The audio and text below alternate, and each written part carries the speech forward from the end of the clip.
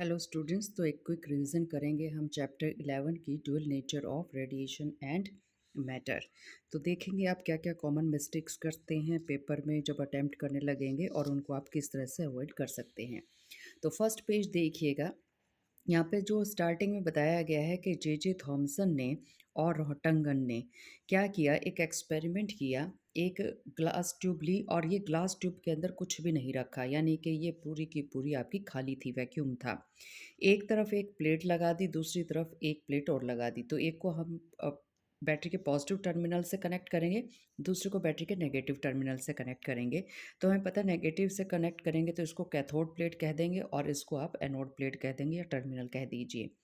तो यहाँ पे जैसे ही कैथोड को आप नेगेटिव टर्मिनल से कनेक्ट करेंगे तो ड्यू टू इलेक्ट्रिक डिस्चार्ज यहाँ पे जो है आपके कुछ फ्लो करना स्टार्ट कर देता है। तो अभी तक ये इनको पता नहीं है कि फ़्लो क्या कर रहा है। तो यहाँ पर एनोड पर जाके कुछ यहाँ पे इनको ग्लो सा दिखाई देता है। तो ये एक्सपेरिमेंट इन दोनों ने मिलके किया था। ग्लो की जो कलर है वो लगातार चेंज हो रहा था अगर आप इस मटेरियल को चेंज कर रहे थे। यानी कि जो आपका ग्लास ट्यूब था, अगर इसका मटेरियल हम चेंज कर रहे थे तो फॉर एग्जांपल अगर हमने इसको सोडा ग्लास ले लिया तो ये येलोइश ग्रीन कलर का यहाँ पे ग्लो नज़र आ रहा था। इसी एक्सपेरिमेंट को आगे कंटिन्यू जो है किया विलियम क्रुक्स ने, और उसने ये कहा कि यहाँ से जो कैथोड से निकल रही हैं वो निकल रही हैं कैथोड रेज। इसने नाम दे दिया कैथोड रेज। और ये कैथोड रेज जो हैं आगे चलकर आपको पता चलेगा ये और कुछ नहीं है, ये आपके इलेक्ट्रॉन्स हैं। तो कैथोड को आपने यहाँ पे बिकॉज ऑफ वोल्टेज या पोटेंशियल डिफरेंस यहाँ से इलेक्ट्रॉन्स निकाल दिए। इलेक्ट्रॉन्स जाके यहाँ पे स्ट्राइक कर रहे हैं और इन इलेक्ट्रॉन्स की वजह से यहाँ पे ग्लो प्रोड्यूस हो रहा है। तो ये काम जो है पहले जे थॉमसन ने और रोटंगन ने किया, तो उनको ये नहीं पता था कि यहाँ पे मिल क्या रहा है। विलियम ने इसको क्या नाम दे दिया, इनको कह दिया कैथोड रेज। अब जे थॉमसन ने इस एक्सपेरिमेंट को फिर परफॉर्म करता रहा वो, और यहाँ पर एक्सपेरिमेंट के थ्रू इसने E/m की वैल्यू निकाल ली। डिफरेंट डिफरेंट मेथड्स जो है वो ये यूज़ करता रहा। यानी कि ये मटेरियल चेंज कर करके और जो ग्लास का मटेरियल है इसको चेंज कर करके यहाँ से अब भी नहीं पता चल रहा था कि रेज कौन सी निकल रही हैं, कौन से पार्टिकल निकल रहे हैं। इनको अभी तक कैथोड रेज कहा जा रहा था। तो जे थॉमसन ने पता किया कि इन कैथोड रेज की चार्ज अपॉन मास वैल्यू जब निकाली जा रही है डिफरेंट डिफरेंट मटेरियल लेके, डिफरेंट मटेरियल के नाम पे आप टर्मिनल्स का मटेरियल चेंज कर सकते हैं, ये मेटालिक प्लेट चेंज कर सकते हैं, या फिर आप अपने टेस्ट ट्यूब का जो ग्लास है उसको चेंज कर सकते हैं। मटेरियल कुछ भी लिया, हर बार E/m की जो वैल्यू आई वो एक कांस्टेंट वैल्यू आई, और इस कांस्टेंट वैल्यू का जो मैग्नीट्यूड था वो हमारे पास था 1.76 इंटू 10⁻11। तो ये मटेरियल के, कैथोड मटेरियल के भी इंडिपेंडेंट थी। और अगर हमने अब तक तो हमने वैक्यूम ले रखा था, यानी कि कोई मटेरियल नहीं डाला था, कोई गैस नहीं डाली थी टेस्ट ट्यूब के अंदर। अगर टेस्ट ट्यूब को हम किसी गैस से फिल भी कर देते हैं तो भी E/m की value 1.76 into 10⁻11 coulomb per KG आ रही थी। ई के लिए कूलम आ गया और मास के लिए केजी आ गया। तो यूनिट और डायमेंशन फॉर्मूला साथ साथ याद करते हुए चलिएगा। तो यहाँ पर ये एक्सपेरिमेंट इन्होंने किया। बाद में पता चला कि कैथोड रेज और कुछ नहीं है, कैथोड रेज आपके इलेक्ट्रॉन्स हैं। उसके बाद इसी पेज पे हमें दिखाई दे रहा है कि यहाँ पे एक एक्सपेरिमेंट और डिस्कस किया गया है जिसका साइंटिस्ट जो थे वो थे मिलिकन। मिलिकन ने किया इस E/m को एक्सपेरिमेंट के थ्रू प्रूव भी कर दिया कि ये किसको रिप्रेजेंट कर रहा है। अब आपको पता चल जाएगा कि कैथोड रेज क्या चीज़ है। मिलिकन ने अब बता दिया कि कैथोड रेज क्या हैं, आपके इलेक्ट्रॉन्स हैं।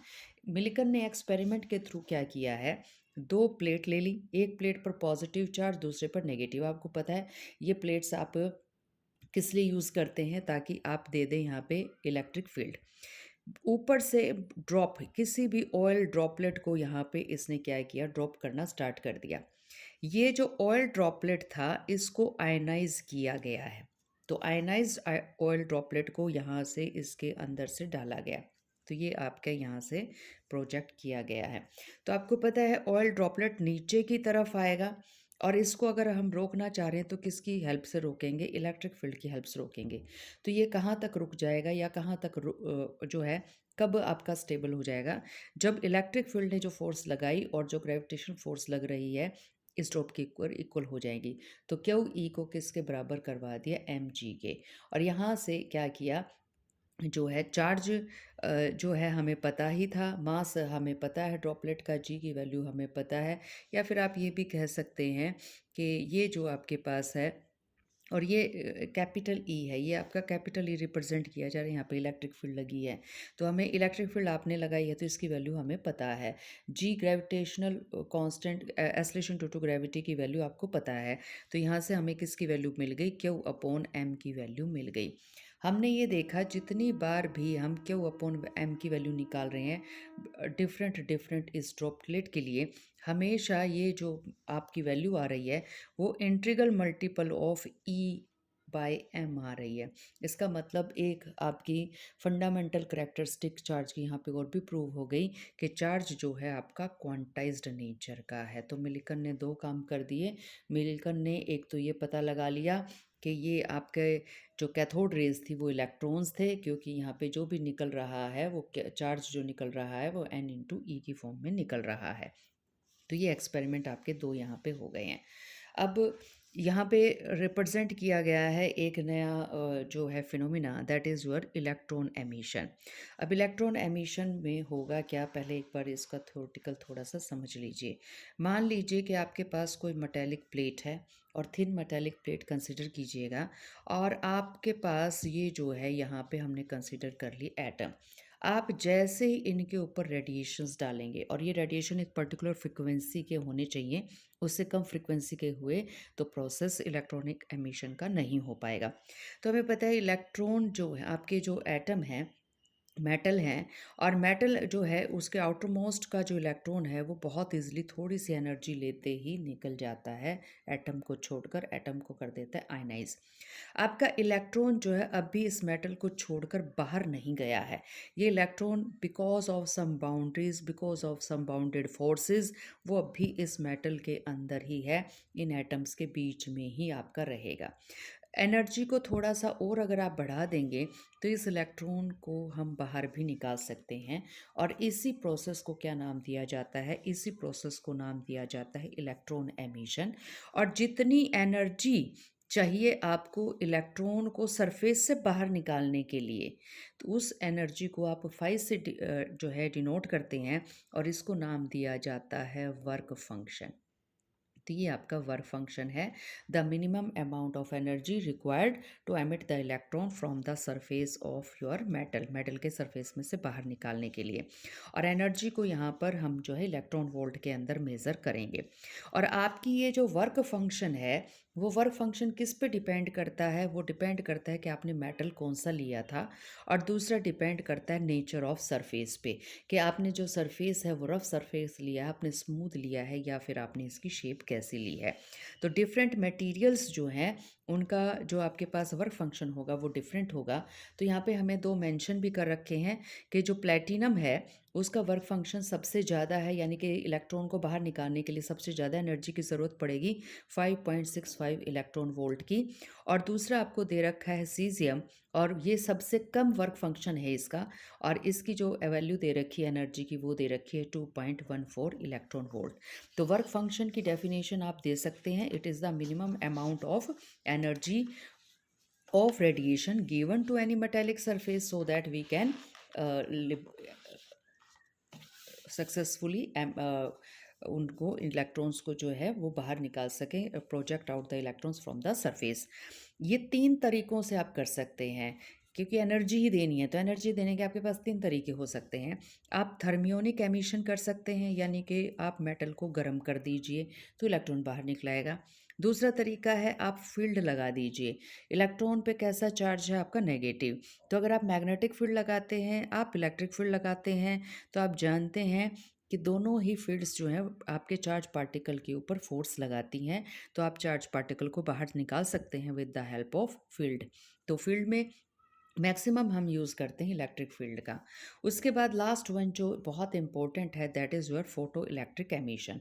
फोटो इलेक्ट्रिक एमिशन का मतलब है कि आप सुटेबल फ्रीक्वेंसी के रेडिएशंस डालिए, तो इनको आप डालेंगे और उससे क्या होगा, इलेक्ट्रॉन्स बाहर निकलेंगे, और जो इलेक्ट्रॉन्स बाहर निकलेंगे उनको हम फोटो इलेक्ट्रॉन्स कह देंगे, और इस इफ़ेक्ट को हम क्या नाम दे देंगे, photo electric effect.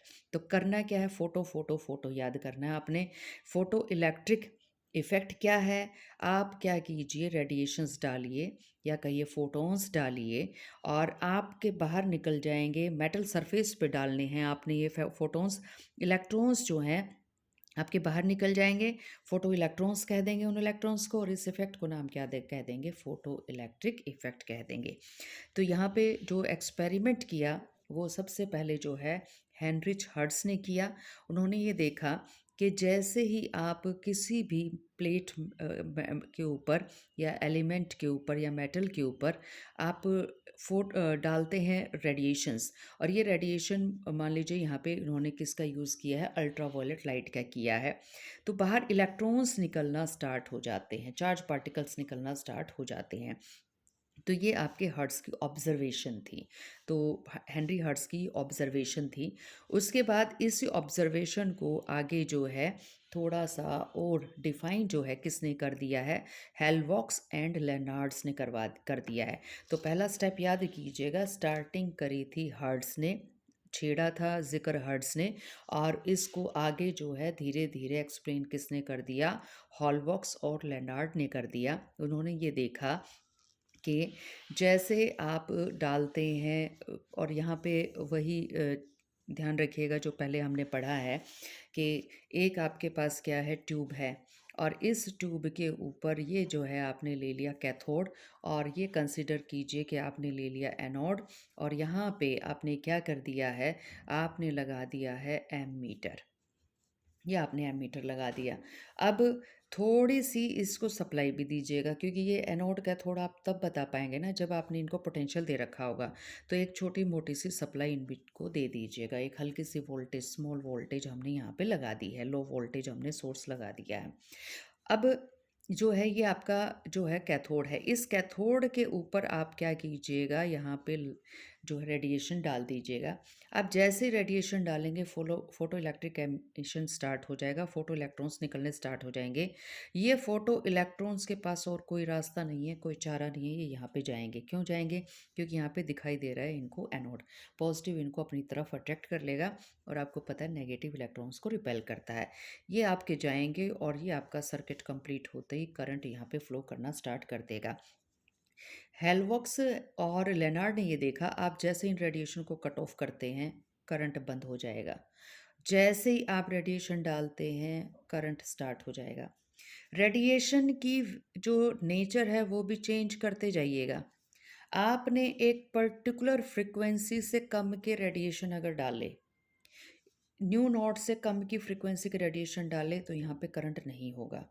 New not जितने और न्यू नॉट से ऊपर की फ्रिक्वेंसी के रेडिएशन डाले तो इलेक्ट्रॉन निकल जाएंगे। तो कहने का मतलब ये है कि इलेक्ट्रॉन को निकालने के लिए कम से कम एक पर्टिकुलर अमाउंट ऑफ एनर्जी चाहिए। इसी को तो हमने यहाँ पे वर्क फंक्शन कहा था। मान लीजिए इस इलेक्ट्रॉन को निकलने के लिए 3 जूल चाहिए, और आप दे रहे हैं 2 जूल। 2 जूल का मतलब है एच न्यू नॉट की वैल्यू 2 जूल से कम है, तो इलेक्ट्रॉन नहीं निकलेगा। तो इलेक्ट्रॉन को निकलने के लिए कम से कम इस एनर्जी की value, for an example 3 joule हो, तो इलेक्ट्रॉन निकल जाएगा। तो ये जो आपकी फ्रिक्वेंसी है, जो मिनिमम फ्रिक्वेंसी है फोटो इलेक्ट्रिक इफेक्ट को शो करने के लिए या फोटो इलेक्ट्रॉन्स को एमिट करने के लिए, इस फ्रिक्वेंसी को क्या नाम दिया गया है, थ्रेशोल्ड फ्रिक्वेंसी कहा गया है। तो इस पूरे पैराग्राफ में आप ये देखेंगे कि 3 टर्म्स आपकी मेंशन है कि फोटो करंट, फोटो इलेक्ट्रॉन्स जो हैं वो आपके कैथोड से एनोड की तरफ मूव कर गए, और जो आपका एमीटर है वो डिफ्लेक्शन शो कर रहा है, तो इस करंट को आपने क्या नाम दे दिया, due to photo electrons current, photo current आपने नाम दे दिया। थ्रेशोल्ड फ्रीक्वेंसी का आपको पता चल गया कि मिनिमम फ्रीक्वेंसी कुछ तो दीजिए, वर्क फंक्शन के बराबर एनर्जी तो दीजिए, अदरवाइज तो आपके इलेक्ट्रॉन बाहर नहीं निकल पाएगा। तो यहाँ पे अलग-अलग मटेरियल्स का बताया गया है कि कौन से मटेरियल फ़ोटो इलेक्ट्रिक इफ़ेक्ट कब दिखाएँगे। अल्ट्रावायलेट लाइट अगर आप यूज़ कर रहे हैं तो उसके लिए जिंक, कैडमियम और मैग्नीशियम तैयार हैं फ़ोटो इलेक्ट्रिक इफ़ेक्ट दिखाने के लिए। और अगर आप दूसरी शॉर्ट वेवलेंथ यूज़ करना चाह रहे हैं, तो विज़िबल लाइट को अगर आप यूज़ करना चाह रहे हैं, तो विज़िबल लाइट के लिए तैयार बैठे हैं आपके लिथियम, सोडियम, पोटेशियम, सीज़ियम और रुबिडियम, यानी कि जिनके पीछे यहाँ पे ईएम ईएम ईएम ईएम तो वैसे देखिए यहाँ पे भी लगा हुआ है, तो ये ध्यान रखिएगा। Lithium, sodium, potassium, caesium, rubidium ये विजिबल लाइट के ऊपर फोटो इलेक्ट्रिक इफेक्ट शो कर देते हैं। तो ये फिनोमिना आपका कौन सा हो गया, फोटो इलेक्ट्रिक इफेक्ट हो गया है। इसी को पूरी तरह एक्सपेरिमेंटली, इसका एक्सपेरिमेंटल सेटअप क्या रहेगा, और ये जो फोटो करंट है, ये जो एमीटर डिफ्लेक्शन दिखा रहा है, इसकी जो निडल है, आप कब जो है इसका स्लो डिफ्लेक्शन, कम डिफ्लेक्शन दिखा सकते हैं, कब ज़्यादा दिखा सकते हैं, यानी कि फ़ोटो इलेक्ट्रिक इफ़ेक्ट किन किन वैल्यूज़ के ऊपर, या फ़ोटो इलेक्ट्रिक करंट जो है वो किन किन चीज़ों के ऊपर डिपेंड करता है, ये सारा का सारा हम यहाँ पे डिटेल में स्टडी करेंगे। तो ये जो आपका एक्सपेरिमेंटल सेटअप है, इसमें आपने ये ले लिया कैथोड। अब मुझे ये कैसे पता चलेगा ये कैथोड है या एनोड है? ये कैथोड को आप क्या कीजिएगा, ये तार देखिएगा घूमते फिरते ये किससे जुड़ जाना चाहिए, बैटरी के नेगेटिव से जुड़ जाना चाहिए। ये मेरे पास एनोड है। एनोड का मुझे कैसे पता चलेगा, तो घूमते फिरते ये जो है आपके बैटरी के पॉजिटिव से जुड़ जाना चाहिए। तो सी और ए आप पहचान लेंगे। अब लाइट को आने भी दीजिए। यहाँ पे आपने क्वार्ट्स विंडो का यूज़ किया है ताकि सारी की सारी लाइट आ जाए विदाउट एनी एब्सॉर्प्शन। और यहाँ पे जो हम सोर्स यूज़ कर रहे हैं वो मोनोक्रोमेटिक सोर्स है। मोनोक्रोमेटिक सोर्स का मतलब है एक ऐसा सोर्स लाइट का लीजिए जो सिंगल वेवलेंथ को एमिट करे। तो यहाँ पे आप वाइट लाइट नहीं लेंगे, क्योंकि वाइट लाइट में आप जानते हैं it is a combination of 7 colours, VIBGYOR, that is VIBGYOR. ये नहीं लेना, क्योंकि यहाँ तो 7 वेवलेंथ हैं, आपको एक वेवलेंथ लेनी है। तो ये आपने डाले यहाँ पे रेडिएशंस, एनर्जी डाल दी। एनर्जी डालते ही आपका वर्क फंक्शन मिल गया। वर्क फंक्शन मिलते ही इलेक्ट्रॉन छूट जाएगा। इलेक्ट्रॉन छूट गया तो इलेक्ट्रॉन को यहाँ से मिल जाएगी स्पीड। तो इलेक्ट्रॉन आपका चला गया। वोल्ट मीटर और जो एमीटर है वो दोनों के दोनों डिफ्लेक्शन दिखा देंगे। करंट बहुत ज़्यादा भी नहीं है, तो ये अगर स्मॉल करंट है तो ये आपका माइक्रो जो है माइक्रो एम्पियर है। इसका मतलब है ये आपका 10⁻⁻6 एम्पियर के ऑर्डर का आपको मिलने वाला है।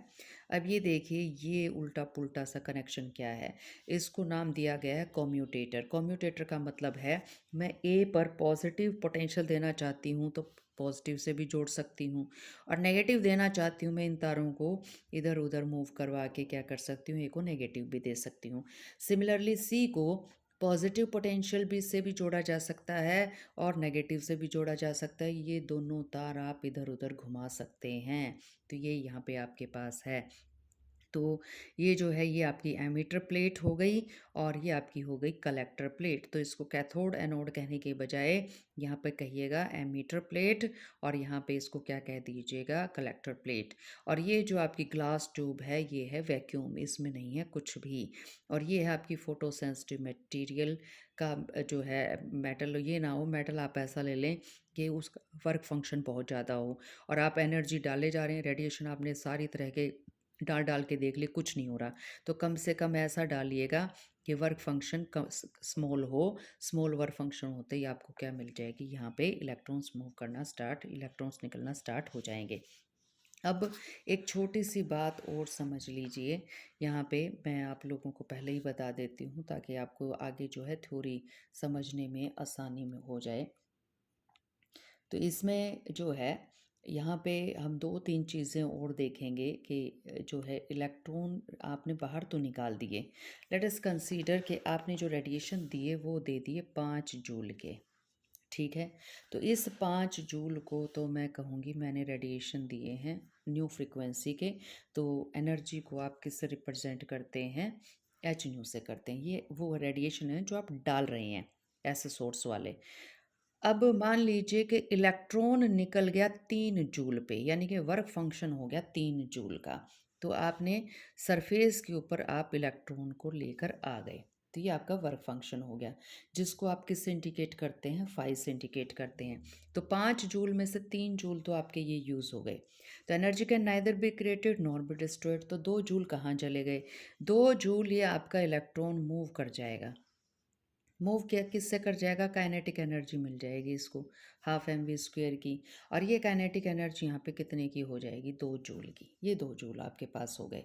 तो जब आप एनर्जी देते हैं तो एनर्जी इसका मतलब 2 पार्ट्स में डिवाइड हो सकती है। लेकिन मान लो कि आप ये कह देना जी हमने तो 3 जूल के ही दिए थे रेडिएशन, तो ये अगर 3 जूल के ही दिए तो भाई तो आपने इलेक्ट्रॉन यहाँ पे सरफेस पे ला के खड़ा किया है, इसको काइनेटिक एनर्जी नहीं दी है, ये खत्म हो जाएगा आपका ज़ीरो। तो काइनेटिक एनर्जी ज़ीरो भी हो सकती है, कुछ भी हो सकती है। अब मैं आपको कह दूं कि आपने तो रेडिएशन दिए थे 2 जूल के, तो आपने 2 जूल के दिए थे तो वेट ही करते रहना, यहाँ पे कुछ नहीं निकलने वाला, क्योंकि निकालने के लिए आपको कम से कम ये एनर्जी चाहिए। तो मिनिमम इतनी एनर्जी के रेडिएशन तो आपके होने ही चाहिए।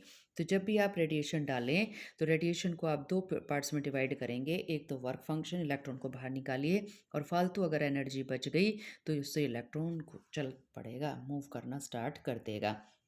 तो ये 2 चीज़ें ध्यान में रखिएगा। अब जब आप ये कहते हैं कि आपने रेडिएशन डाले, तो रेडिएशन में आपके पास एक चीज़ आती है फ्रीक्वेंसी। फ्रीक्वेंसी का मतलब है कि 1 सेकंड में रेडिएशन क्या है, आपकी वेव्स ही तो हैं, इलेक्ट्रोमैग्नेटिक वेव्स ही तो पढ़ रहे हैं आप यहाँ पे। तो ये जो रेडिएशन है, 1 सेकंड में कितने क्रस्ट और ट्रफ बना रहे हैं, 1 सेकंड में कितनी वेव बन रही है, वो तो हो गई फ्रीक्वेंसी, क्योंकि बार-बार फ्रीक्वेंसी का ज़िक्र यहाँ पे होगा। दूसरी चीज़ आप जो पढ़ेंगे वो पढ़ेंगे आप इंटेंसिटी।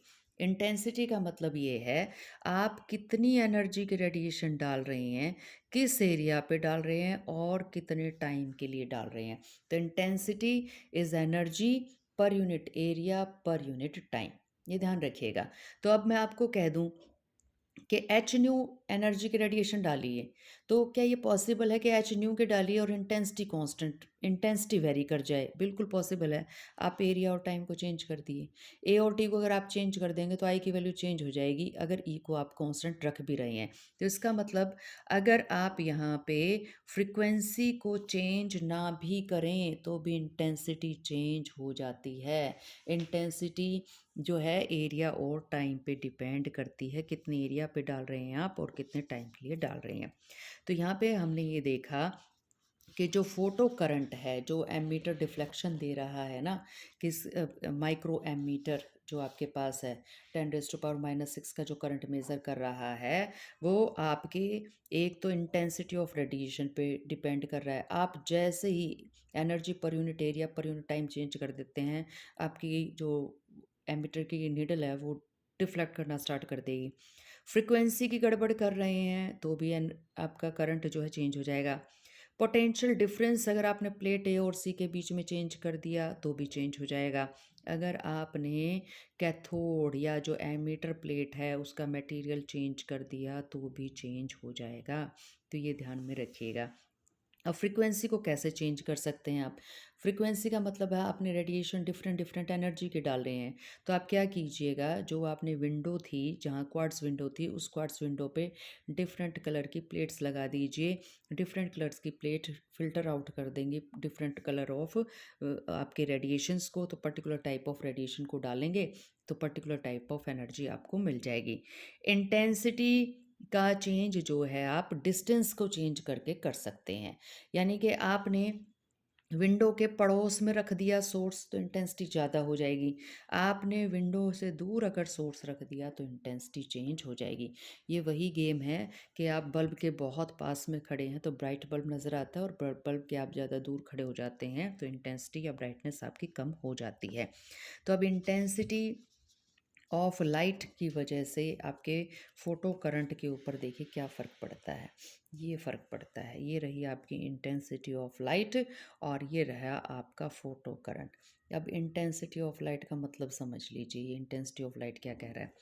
आपके पास ये थी कैथोड की प्लेट, इस कैथोड की प्लेट पे पहले आपने डाला आई, और आई जो है वो था आपका E/A/T, ये डाल दिया आपने। तो ये आपने रेडिएशन डाल दी है, ठीक है। अब आपने क्या किया, इंटेंसिटी बढ़ा दी। इंटेंसिटी बढ़ाने का मतलब क्या है, एनर्जी बढ़ा दी आपने। तो एनर्जी बढ़ा दी तो आपने ये वाला काम कर दिया है। मैं ए देखिए प्लेट ये बाकी 2 काम मैं क्यों नहीं करवा रही कि यहाँ पे हमने क्या मान लिया कि ये तो सारा आपने बिल्ड कर चुके हैं ना।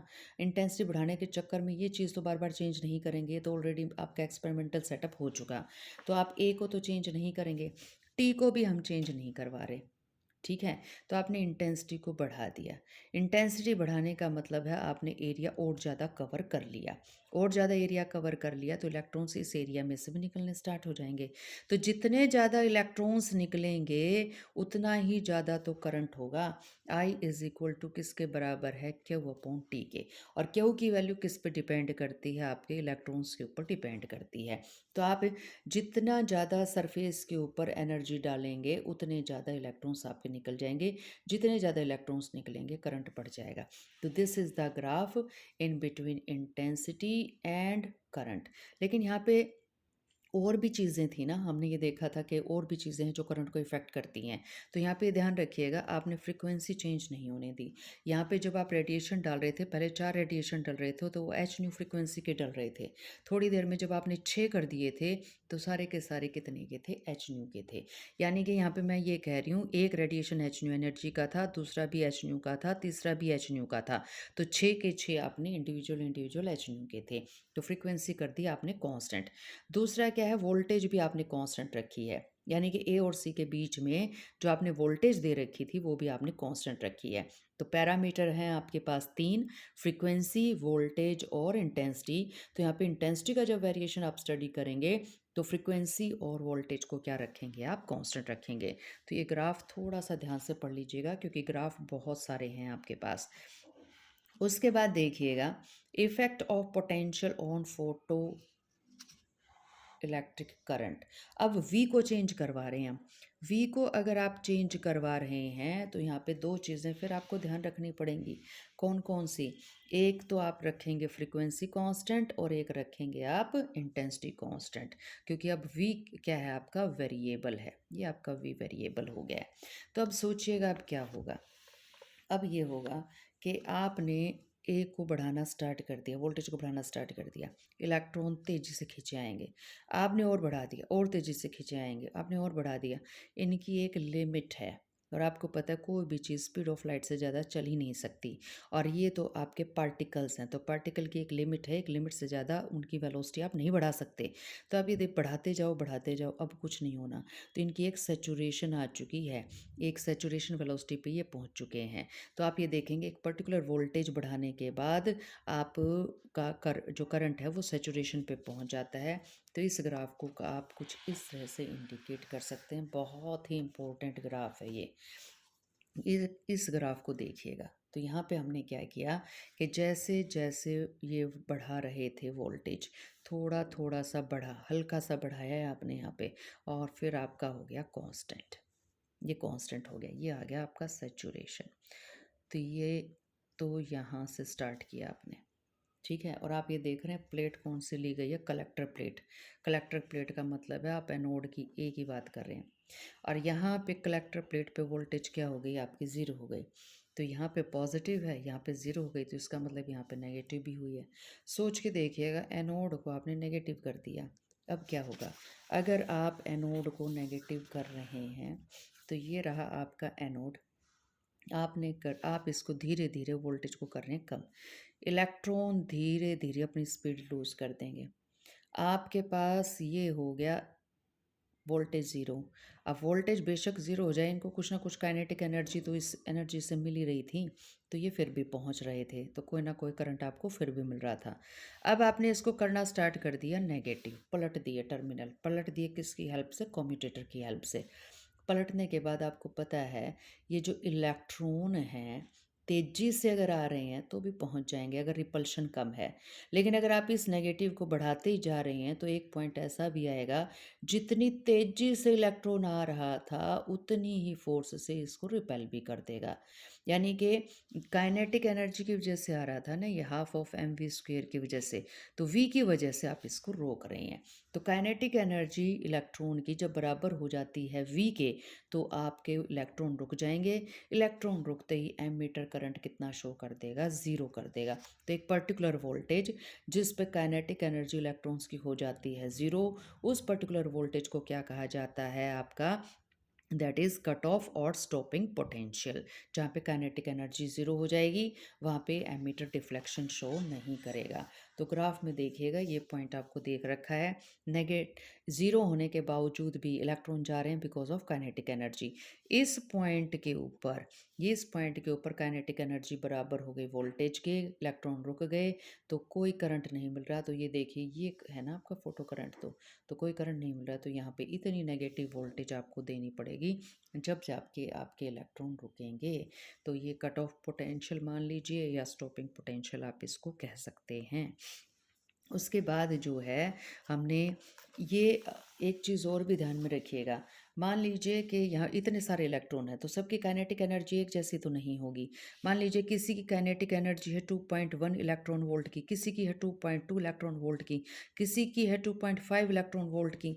तो अब आपके हिसाब से कट ऑफ वोल्टेज क्या होगी? कट ऑफ वोल्टेज आपकी मैक्सिमम वाली जो काइनेटिक एनर्जी है ना वो होगी। तो ये ध्यान में रखिएगा, जो सबसे ज़्यादा काइनेटिक एनर्जी जिस इलेक्ट्रॉन की है उसको रोकना है आपने, तब जाके आपके पास वैल्यू आएगी। अब यहाँ हमने सिर्फ अभी इस ग्राफ को इंडिकेट किया है।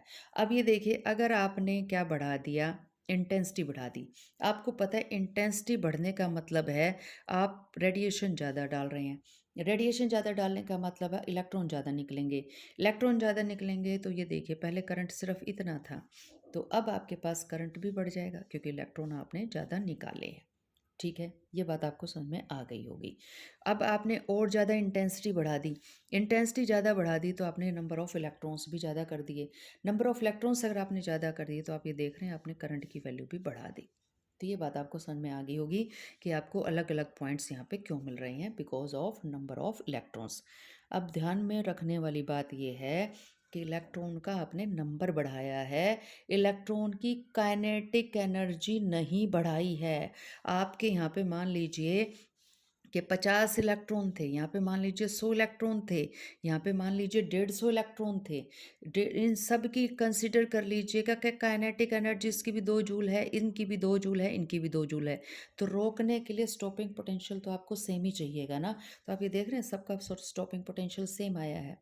तो नंबर ऑफ इलेक्ट्रॉन से करंट बढ़ जाता है, नंबर ऑफ इलेक्ट्रॉन्स बढ़ने से उनकी काइनेटिक एनर्जी नहीं बढ़ती। तो स्टॉपिंग पोटेंशियल सबका ये वाला जो कॉमन पॉइंट है ये सबका एक जैसा आ रहा है आपके पास यहाँ पे।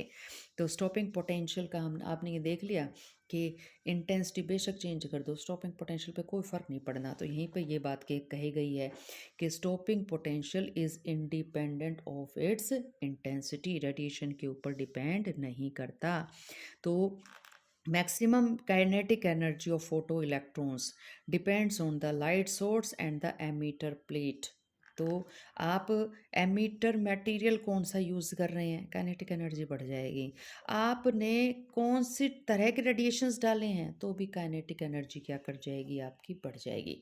तो दो चीज़ें हैं जो काइनेटिक एनर्जी, आप एक तो भैया देखिए रेडिएशन कौन से डालें, एक आप ये देखिएगा मटेरियल, प्लेट का मटेरियल आपने क्या यूज़ किया है। तो ये ग्राफ बहुत बहुत इम्पोर्टेंट ग्राफ है, इस ग्राफ को भूलिएगा मत, बहुत आसान ग्राफ भी है।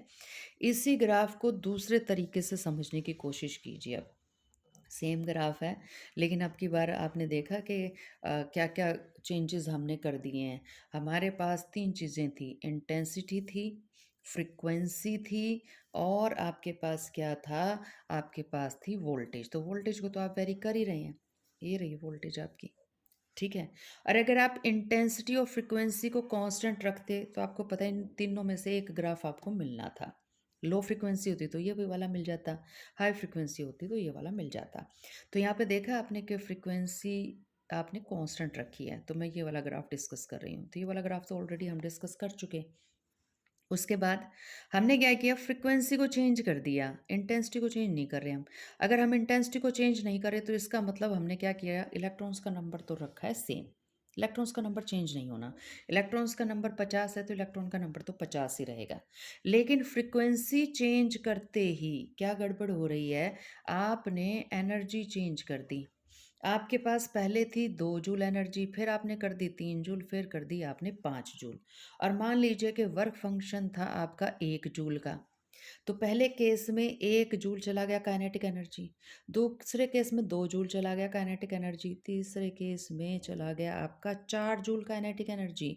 तो आप फ्रीक्वेंसी चेंज करने के चक्कर में काइनेटिक एनर्जी चेंज कर रहे हैं। काइनेटिक एनर्जी चेंज करने का मतलब है आपने स्टॉपिंग पोटेंशियल भी चेंज कर दिए। तो कम काइनेटिक एनर्जी, कम स्टॉपिंग पोटेंशियल, और कम काइनेटिक एनर्जी, फ्रीक्वेंसी कम। तो फ्रीक्वेंसी अगर आपकी कम है तो काइनेटिक एनर्जी भी कम हो जाएगी, और काइनेटिक एनर्जी कम है तो स्टॉपिंग पोटेंशियल भी क्या हो जाएगा, कम हो जाएगा। तो एक ही ग्राफ से आपको इतनी सारी चीज़ें यहाँ पे सीखने को मिल रही हैं।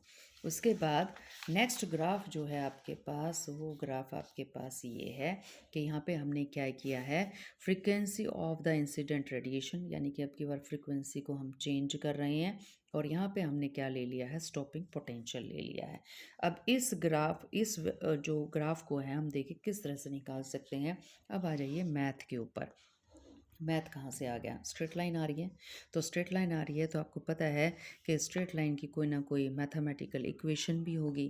तो इस मैथमेटिकल इक्वेशन को देखिए आप किस तरह से रिप्रेजेंट कर सकते हैं। यहाँ पे हमने इसको जो है रिप्रेजेंट करने के लिए ये कहा जा सकता है कि हमने कह दिया इसको y is equal to M X plus में सी। तो m जो है स्लोप हो गया, c आपके पास क्या हो गया, जहाँ पे वो एक्सिस को कट कर रहा है, और c कहाँ कट करेगा, y एक्सिस पे कट करेगा।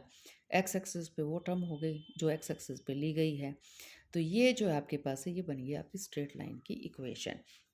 तो इस स्ट्रेट लाइन की इक्वेशन को यहाँ पे हम किस तरह से इंडिकेट कर सकते हैं। आपके पास क्या था, आपके पास था, आपने एनर्जी दी एच न्यू, ठीक है। फिर आपके पास क्या था, आपके पास था आपका वर्क फंक्शन जिसको आपने रिप्रेजेंट कर दिया एच न्यू नॉट से, और फिर प्लस में आपके पास क्या थी, आपकी थी काइनेटिक एनर्जी, ये थी। क्या इस काइनेटिक एनर्जी को आप स्टॉपिंग पोटेंशियल कह सकते हैं, बिल्कुल कह सकते हैं। तो काइनेटिक एनर्जी की जगह आप वी नोट भी तो पुट कर सकते हैं। लेकिन क्या एनर्जी वोल्टेज के बराबर होती है, नहीं होती। आपको पता है work done is equal to, या फिर ये कहिए voltage is equal to work done per unit charge. ठीक है, यहाँ पे किसको भगा रहे हो, इलेक्ट्रॉन को भगा रहे हो, तो इलेक्ट्रॉन को रख दो, क्यों की जगह ई आ गया, वोल्टेज आपने लगा दी। तो यहाँ पे W जो है वो एनर्जी है, इस एनर्जी की जगह मैं काइनेटिक एनर्जी भी रख सकती हूँ। तो K की जगह क्या पुट कर देंगे, E इंटू वी पुट कर देंगे। तो आप रख दीजिए एच न्यू नॉट प्लस में E इंटू में V, और ये हो गया आपका एच न्यू। अब ये देखिए कौन कौन वेरिएबल है। क्या आप एच को वेरी करवा सकते हैं, नहीं करवा सकते, ये तो कांस्टेंट है जिसको प्लैंक्स कांस्टेंट कहा जा सकता है। क्या आप न्यू नॉट को वेरी करवा सकते हैं, नहीं करवा सकते। हमें पता है एक इलेक्ट्रॉन को particular type of frequency constant, एक पर्टिकुलर कांस्टेंट फ्रिक्वेंसी चाहिए इलेक्ट्रॉन निकलने के लिए, उसको हम चेंज नहीं करवा सकते। तो ये वैल्यू हो गई आपकी कांस्टेंट। क्या ई को चेंज करवा सकते हो, नहीं करवा सकते। तो अब रह ये दो वेरिएबल, एक है वोल्टेज और एक है ये फ्रीक्वेंसी। अब आपको यहाँ ग्राफ में बता ही रखा है वोल्टेज कहाँ लेनी है, वाई एक्सिस पे, फ्रीक्वेंसी कहाँ लेनी है, एक्स एक्सिस पे। तो इनको उल्टा पुल्टा जचा दीजिए। किसकी, कैसे जचा दीजिए, इस तरह से जचा दीजिए। तो मैं वाई की जगह तो ले रही हूँ वी, और वी के साथ आया हुआ है ई। उसके बाद एक्स की जगह मैं ले रही हूँ फ्रीक्वेंसी, तो ये हो गया इसकी जगह एच न्यू, ठीक है। उसके बाद मेरे पास एक वैल्यू और बच गई है, ये हो गया मेरा माइनस में एच न्यू नॉट, ये बच गया आपका, ठीक है। अब यहाँ पे मुझे वी चाहिए, जो है ई नहीं चाहिए साथ में। तो इस वी से आप, ई से आप इनको डिवाइड करवा दीजिए, तो ये आपको इस तरह से लाइन मिल जाएगी। तो यहाँ पे आपको नज़र आ रहा है कि ये लाइन इस तरह क्यों मिल रही है, क्योंकि ये बन गई आपकी स्ट्रेट लाइन। स्ट्रेट लाइन में जो स्लोप है वो कैसा आ रहा है, पॉजिटिव। ये एम जो है वो कौन है यहाँ पे, एच ई। तो एम तो आ गया आपका एच ई। पॉजिटिव स्लोप का मतलब है बढ़ता ग्राफ, तो बढ़ रहा है ग्राफ। तो ये आपके पास आ गया एच ई, ये एच ई है, ठीक है। उसके बाद आपको नज़र आ रहा है कि अगर आप इस ग्राफ को और पीछे तक लेकर जाते तो ये यहाँ कहीं काटता। ये नेगेटिव क्यों काट रहा है, नीचे की तरफ क्यों काट रहा है और कहाँ काट रहा है, वाई एक्सिस पे। तो ये कहाँ कट मारेगा, ये कट मारेगा आपका यहाँ पे एच न्यू नॉट अपॉन ई के ऊपर। तो ये वैल्यू आपके पास जो आएगी वो आएगी एच न्यू नॉट अपॉन ई। तो ये ग्राफ आपको यहाँ से मिला है। इस तरह से आप ये ग्राफ बना सकते हैं। अब ये देखिए, पहली बात तो ये ग्राफ नीचे तक जाएगा ही नहीं। क्यों नहीं जाएगा, क्योंकि नीचे यहाँ पे कुछ कोई करंट आपको मिलने वाला नहीं है। क्यों नहीं मिलने वाला यहाँ पे, ये स्टॉपिंग पोटेंशियल क्यों नहीं मिलने वाला, क्योंकि आपको पता है आप ये दे रहे हैं यहाँ पे न्यू नॉट। न्यू नॉट से कम एनर्जी दे दी अगर आपने तो इलेक्ट्रॉन निकलेगा ही नहीं। जब इलेक्ट्रॉन निकला ही नहीं तो काइनेटिक एनर्जी कैसी, और जब काइनेटिक एनर्जी नहीं तो स्टॉपिंग पोटेंशियल भी नहीं होगा। तो ग्राफ को आपने को यहीं रोकना पड़ेगा। तो ग्राफ आपका कुछ इस तरह से यहाँ से स्टार्ट होके यूँ जाएगा आपका। यहाँ पे जो दूसरा एलिमेंट लिया है तो दूसरे एलिमेंट में आपके, तो आपसे कोई ये तो पूछ सकता है कौन सा एलिमेंट बहुत जल्दी इलेक्ट्रॉन निकाल देगा। भाई जिसके न्यू नोट की वैल्यू कम है। यहाँ पे तो ये इतनी से एनर्जी लेके निकाल देगा। यहाँ पे इसको इतनी एनर्जी निकाल देनी पड़ेगी, फ्रिक्वेंसी ज़्यादा देनी पड़ेगी। फ्रिक्वेंसी ज़्यादा देने का मतलब है एनर्जी ज़्यादा देनी पड़ेगी। तो यहाँ पे फ्रिक्वेंसी जो है वो डिसाइड कर रही है कि काइनेटिक एनर्जी कितनी होगी। तो फ्रिक्वेंसी के ऊपर काइनेटिक एनर्जी डिपेंड करती है। तो एक ही चीज़ को अब ये देखिए बार बार बार बार दे रखा है यहाँ पे कि आप अब नेक्स्ट जो पॉइंट्स देखेंगे ना, तो नेक्स्ट पॉइंट्स में आप ये देखेंगे कि काइनेटिक एनर्जी किस पे डिपेंड करती है, फ्रिक्वेंसी पे। तो क्या इंटेंसिटी पे डिपेंड करती है, नहीं करती। करंट किस पर डिपेंड करता है, इंटेंसिटी पे। क्या करंट फ्रिक्वेंसी पर डिपेंड करता है, नहीं करता।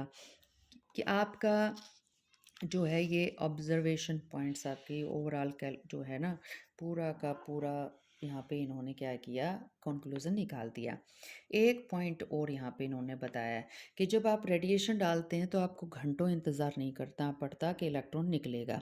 जैसे ही आप रेडिएशन डालेंगे और एमीटर के ऊपर, मेटल प्लेट के ऊपर 10⁻⁻⁻सेकेंड्स 9 सेकेंड्स के अंदर, उससे भी कम सेकेंड्स के अंदर आपके इलेक्ट्रॉन निकल जाएंगे। तो ये एक इंस्टेंटेनियस प्रोसेस है। तो यहाँ पे 4 पॉइंट्स के अंदर ये पूरा का पूरा जो फोटो इलेक्ट्रिक इफेक्ट है उसकी ऑब्जर्वेशन इन्होंने बता दी है कि फोटो सेंसिटिव मटेरियल पे फ्रिक्वेंसी, सर्टेन फ्रिक्वेंसी जिसको हम कहते हैं थ्रेशोल्ड फ्रिक्वेंसी के रेडिएशन डालिए।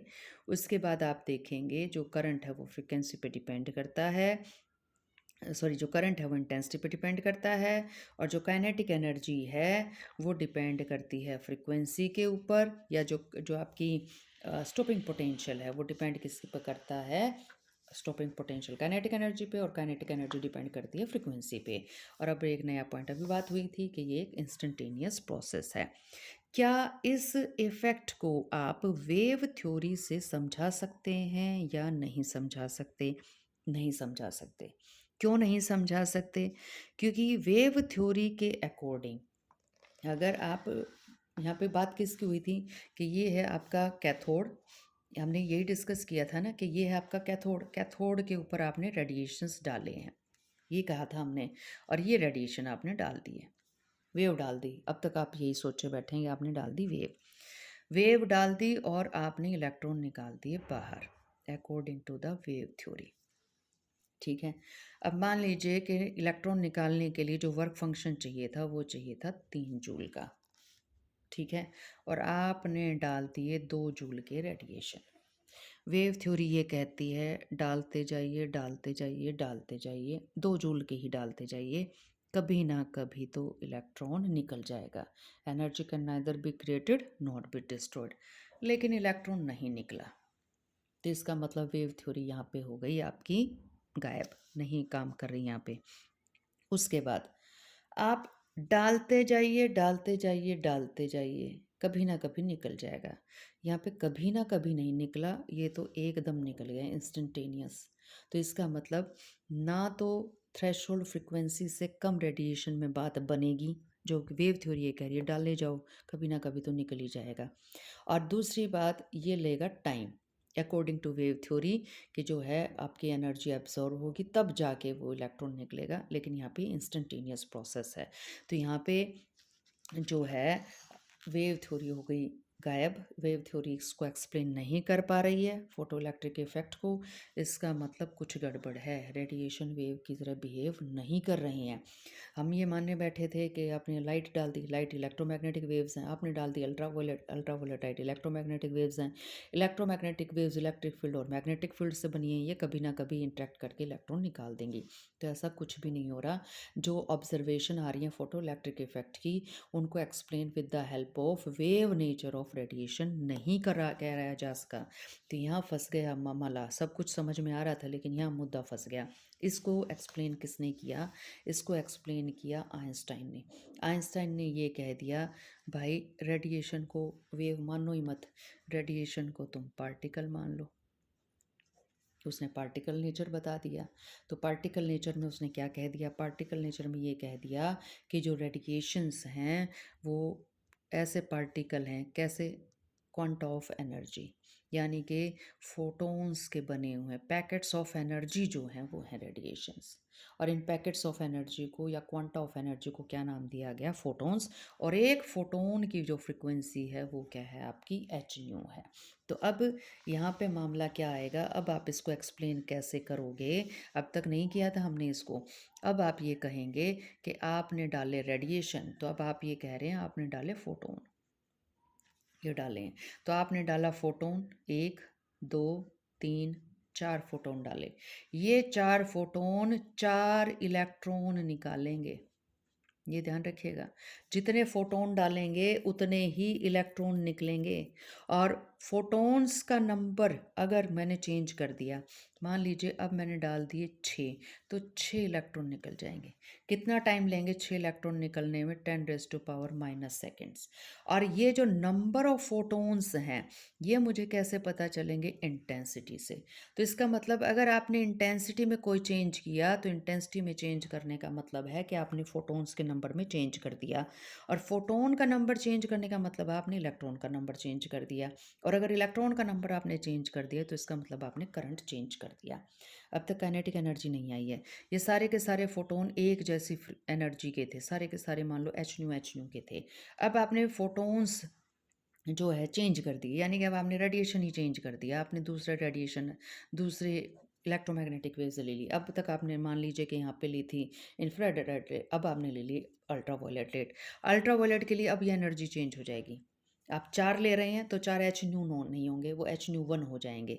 अब 6 ले रहे हैं तो एच 6 जो है एच न्यू नहीं होंगे, 6 एच न्यू 1 हो जाएंगे। तो इसका मतलब एनर्जी चेंज कर दी। एनर्जी चेंज करते ही क्या चेंज हो जाएगी? आपकी काइनेटिक एनर्जी चेंज हो जाएगी। तो ये जो है आपकी क्वांटा ऑफ एनर्जी को आप एच न्यू से रिप्रेजेंट कर देंगे। तो इसको आप बार बार पढ़ ही चुके हैं कि जो एनर्जी आप दे रहे हैं उसका एक हिस्सा चला जाएगा इलेक्ट्रॉन को बाहर निकालने में, वर्क फंक्शन, और जो बाकी बचेगा वो चला जाएगा काइनेटिक एनर्जी में। तो यहाँ पे काइनेटिक एनर्जी को मैक्सिमम कहा गया है। इस इक्वेशन को, ये बहुत इंपॉर्टेंट इक्वेशन है, इस इक्वेशन को आइंस्टाइन फोटो इलेक्ट्रिक इक्वेशन नाम दिया गया है। तो ये आपके पास जो है इम्पोर्टेंट नाम याद रखिएगा इसका, आइंस्टाइन फोटो इलेक्ट्रिक इक्वेशन। कई बार ना इस नाम से पूछ ली जाती है, बच्चों के क्वेश्चन आते आते भी नहीं लिख पाते वो। अब यहाँ पे जो है ये जो बताया गया है कि काइनेटिक एनर्जी कभी नेगेटिव नहीं होती। तो ये कोई नई बात तो ये बता नहीं रहे। फॉर्मूला क्या है काइनेटिक एनर्जी का? हाफ ऑफ एम वी का स्क्वायर। मास नेगेटिव है नहीं, वी अगर नेगेटिव हो भी क्या स्क्वायर करोगे तो भी पॉजिटिव हो जाएगा। तो इसमें भी कोई बड़ी बात नहीं है। एनर्जी इंटेंसिटी आपको पता ही है, energy per unit area per unit time. तो ये आपको यहाँ पे दोबारा से बात बताई गई, energy per unit area per unit time. उसके बाद जो है फिर आपको बताया गया है कि जो फोटो इलेक्ट्रिक करंट है वो इंटेंसिटी पे डिपेंड कर रहा है। ये बात तो हमें पता है। इंटेंसिटी का मतलब है आपने फोटोन का नंबर बढ़ा दिया, फोटोन का नंबर बढ़ाने का मतलब आपने इलेक्ट्रॉन का नंबर बढ़ा दिया, इलेक्ट्रॉन का नंबर बढ़ने का मतलब आपने करंट बढ़ा दिया। तो ये भी कोई नई बात नहीं बताई जा रही। ये ग्राफ तो आप ऑलरेडी पढ़ चुके हैं, ये तो अभी हमने थोड़ी देर पहले इक्वेशन देख ही ली थी। ये इक्वेशन आपकी आई गई थी, हमने सिर्फ फाई नोट की जगह पुट कर दिया था H new not. New not क्या है? थ्रेशोल्ड फ्रिक्वेंसी है। तो ये इक्वेशन आप ऑलरेडी पढ़ चुके हैं कि जो स्लोप है आपके इस ग्राफ का ये टेंजेंट थीटा है, उसको एम से रिप्रेजेंट कर दिया। तो ये लिया था आपने स्टॉपिंग पोटेंशियल, और यहाँ पे क्या ली थी आपने, फ्रीक्वेंसी ली थी। तो ये सिर्फ हमने यही चेंज किया था। तो ये काम हमारा हो चुका है। उसके बाद यहाँ पे जो ये है आपका जो स्लोप है, एच अपॉन ई जो स्लोप आया था, ये स्लोप जो आ रहा है आपका, दैट इज़ एच अपॉन ई। ये स्लोप इस बात पे डिपेंड नहीं करता, एच कांस्टेंट है, ई भी कांस्टेंट है। तो सोच के देखिए, कुछ भी ले लो मटेरियल, ई तो ई रहेगा, एच तो एच रहेगा। तो ये आपका किसी पे डिपेंड नहीं करता आपका स्लोप।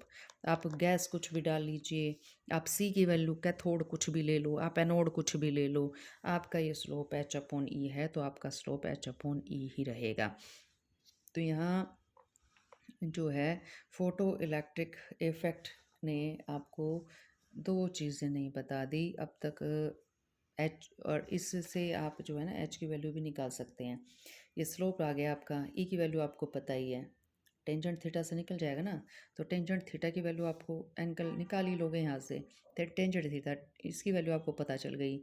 आपको इलेक्ट्रॉन की वैल्यू पता ही है, इलेक्ट्रॉन की वैल्यू, इलेक्ट्रॉन के ऊपर चार्ज का पता ही है, एच की वैल्यू निकल जाएगी। तो एच की वैल्यू आपकी आ गई 6.6 इंटू 10⁻⁻34 जूल सेकेंड।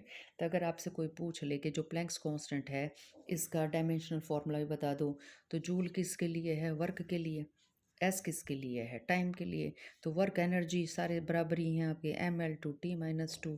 टाइम क्या है आपका, टी है, तो ml/t-3 हो जाएगा ये। तो सारा खेल जो निकला वो ये निकला कि हमें यहाँ पे एच की और वर्क फंक्शन के बारे में पता चल गया है। उसके बाद आ जाइए फोटोन, नई चीज़ पता चली फोटोन। फोटोन जो है एक ऐसा पार्टिकल है जिसमें एनर्जी है। तो एनर्जी कितनी है उस फोटोन की, एच न्यू है। और अगर आपको मोमेंटम का फॉर्मूला पता है तो मास इनटू वेलोसिटी। तो आप यहाँ पे जो वेलोसिटी लेके चल रहे हैं वो लेके चल रहे हैं रेडिएशन की। रेडिएशन की वैक्यूम के अंदर वेलोसिटी कितनी होती है आपकी, सी होती है। तो यहाँ पे हम क्या कर रहे हैं कि ये जो आपकी एनर्जी है, इस एनर्जी को सी से क्या करवा देंगे, डिवाइड। तो ये आपके पास आ गया आपका मोमेंटम। तो मोमेंटम, एनर्जी पता हो तो मोमेंटम निकल आता है, ठीक है। तो ये फॉर्मूला याद कीजिएगा, half of M V square आपके पास क्या है, एनर्जी है। अगर इसका मोमेंटम निकालना हो तो वेलोसिटी से डिवाइड करवा दीजिए। तो यहाँ पे वेलोसिटी से ही डिवाइड करवाया है हमने। तो ये बात आपके पास आ गई है। तो ये आपकी ध्यान में रखिएगा, कोई इतना बड़ी फिजिक्स नहीं है। फ्रीक्वेंसी पता हो, एनर्जी निकाल दीजिए, एनर्जी पता हो उसी से डिवाइड कर दीजिए, तो आपके पास मोमेंटम आ जाएगा। ये आपका जो है मासलेस पार्टिकल है, और फोटोन की डिस्कवरी ने आइंस्टाइन को दिलवा दिया था नोबेल प्राइज़। और फोटो इलेक्ट्रिक इफेक्ट ने भी दिलवा दिया था। और मिल्कन ने जो एक्सपेरिमेंट किया था उसकी वजह से उसको भी मिल गया था नोबेल प्राइज़। तो मासलेस पार्टिकल है ये फोटोन आपका, एनर्जी एच न्यू है, और मोमेंटम कितना है इसका, एच न्यू अपॉन सी है। तो इसी बात को बार बार इन्होंने कह दिया है। तो ये हो गया आपका एच न्यू, फिर एच न्यू अपॉन में सी आ गया है, और न्यू की जगह आप सी अपॉन लैम्डा भी पुट कर सकते हैं। और यहाँ पे भी तो आप पुट कर सकते हैं ना, H is equal to nu upon C जो आ गया, तो इसको लैम्डा पुट कर दीजिएगा। तो ये आपके पास एक नई इक्वेशन आ गई कि P is equal to H upon lambda. ठीक है, एच कौन है आपका, प्लैंक्स कांस्टेंट है। तो फोटोन पे कोई चार्ज नहीं होता, न्यूट्रल है ये। तो न्यूट्रल है तो ना तो इलेक्ट्रिक फील्ड डिफ्लेक्ट कर सकती, ना इसको मैग्नेटिक फील्ड डिफ्लेक्ट कर सकती। टोटल मान लीजिए कि मैं ये कह दूं ये डब्बा फोटोन से भरा हुआ है, लेट अस कंसीडर। तो मैं ये तो कह दूंगी कि इस टोटल डब्बे की एनर्जी कांस्टेंट है। मैं ये भी कह दूंगी इस टोटल डब्बे का मोमेंटम कांस्टेंट है, लेकिन मैं ये नहीं कह पाऊंगी कि इसमें टोटल नंबर ऑफ फोटोन्स जो है वो कांस्टेंट है। मान लीजिए को 3 एच न्यू वाला फोटोन था, वो आपस में टक्कर मार के 2 एच न्यू और 1 एच न्यू के अंदर डिवाइड हो गया। तो नंबर ऑफ फोटोन्स तो चेंज हो सकते हैं किसी भी सिस्टम के, लेकिन आप टोटल एनर्जी और मोमेंटम को चेंज नहीं कर सकते। तो मोमेंटम कंजर्व रहता है, और आपका क्या रहता है, कंजर्व टोटल एनर्जी। अब आ जाइए वेव नेचर ऑफ मैटर के ऊपर, कि आपका जो मैटर है उसका वेव नेचर भी होता है। तो यहाँ पे क्या मतलब हुआ इस चीज़ का, मतलब ये हुआ कि अगर कोई बहुत हल्का सा पार्टिकल है आपके पास, फॉर एग्जांपल हमने इलेक्ट्रॉन ही मान लिया, क्योंकि बुक में इलेक्ट्रॉन को डिफाइन भी कर रखा है, मास उसका एम मान लिया, बहुत तेज़ी से मूव करवा सकते हैं, हल्का सा पार्टिकल है बहुत तेज़ी से चला जाएगा। तो ये पार्टिकल पार्टिकल ना मान के आप ये कह सकते हैं कि वेव चल रही है, ठीक है। तो इस वेव की कोई ना कोई वेवलेंथ भी होगी, तो वेवलेंथ को हम इस तरह से निकालेंगे एच अपॉन लैम्डा से, या फिर ये कहिए lambda is equal to H upon में एम वी। एम है आपके इस छोटे से पार्टिकल का मास और इसकी ज़्यादा सी वेलोसिटी है वी। तो ये वेवलेंथ आपके पास लैम्डा इसकी हो जाएगी। तो ये जो आपके पास लैम्डा आई है, ये जो वेव आ रही है, इस वेव को हम नाम देते हैं मैटर वेव्स, क्योंकि ये किससे बनी हुई है, मैटर से बनी हुई है। तो यही एक्सप्लेनेशन आपको यहाँ पे दे रखी है। तो P lambda is equal to H upon P, H is equal to mass into velocity आपके पास आ गया है। इसी को थोड़ा सा और आगे बढ़ा दीजिए, मास इंटू वेलोसिटी जो है, काइनेटिक एनर्जी का फॉर्मूला आपको पता ही है, half of M V square, mass into velocity आपको करना है, मुझे इसका के बनाना है। तो के बनाने के लिए मुझे क्या करना पड़ेगा, इसको एम से मल्टीप्लाई या एम से डिवाइड करना पड़ेगा। मैंने एम से मल्टीप्लाई भी करवा दिया और एम से डिवाइड भी करवा दिया। इस एम को मैं उधर लेके चली जाऊंगी, तो ये क्या बन गया मेरा, हाफ जो है फॉर्मूले के अंदर मास इंटू वेलोसिटी था ना मेरे पास, यहाँ पे ये देखिएगा, ये है मास इंटू वेलोसिटी। तो मुझे इसका एम वी का स्क्वायर बनवाना है। तो यहाँ से आप क्या कीजिएगा, वी के स्क्वायर की वैल्यू निकाल लो, ये थोड़ा और आसान हो जाएगा तुम्हारे लिए। तो वी के स्क्वायर की वैल्यू तुम निकालोगे तो तुम्हारे पास आ जाएगा 2k डिवाइडेड बाय एम।